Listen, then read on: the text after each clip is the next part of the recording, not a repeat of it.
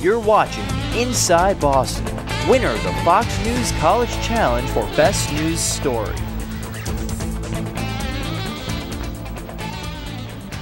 Welcome back. As the fall season comes to an end, the Boston entertainment scene shifts indoors. Inside Boston's Eric Leiss takes a look back at some of this year's best street performers at Fanieul Hall.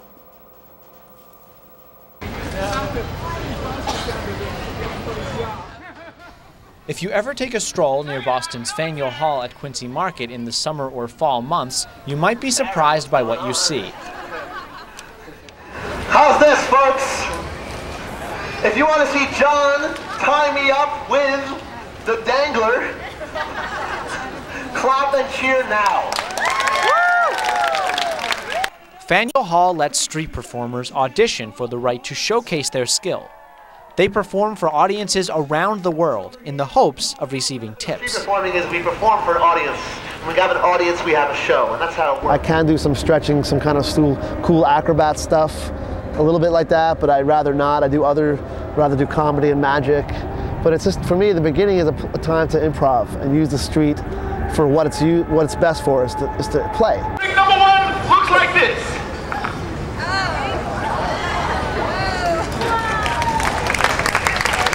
I've been doing crazy contortion stuff ever since I was a kid, and circus tricks. I started learning a lot more when I was a teenager, and I guess right out of school I joined a circus and traveled around with a circus for a while.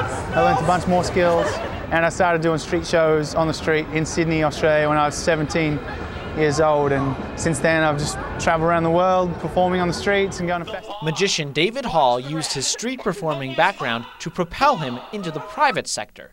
He now books over 300 shows per year. So I started getting a couple bars picked me up, and then I got a few more, and then by the time I was finishing school, I was doing 5 bars a week. Street performing was definitely a stepping stone, because if I didn't have that kind of raw background of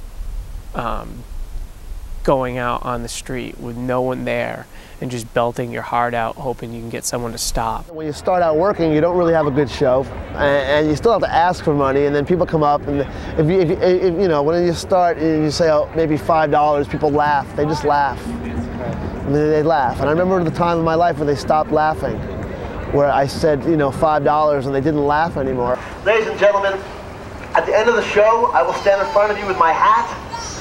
I only get paid for the show by the people that watch. From Sydney, Australia, and you guys have been a fantastic audience. Thanks so much. Say, you know, I give you 40 minutes of entertainment. I did all this stuff with my body, you know, you made you laugh, you had a good time, you didn't think you were going to have a good time, and you did. And just ease them into it, you know, make them laugh into their pockets. All right. Everybody's staring at me saying, I don't know how much to give a street performer.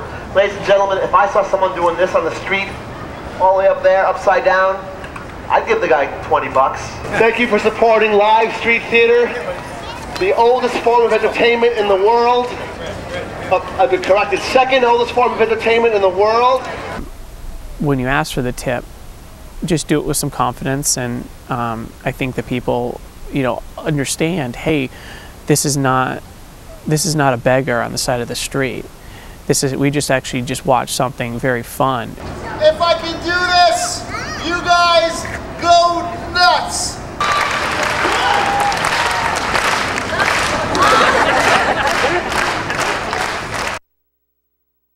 For more information about future performances at Fanieul Hall, visit the website www.fanieulhallmarketplace.com.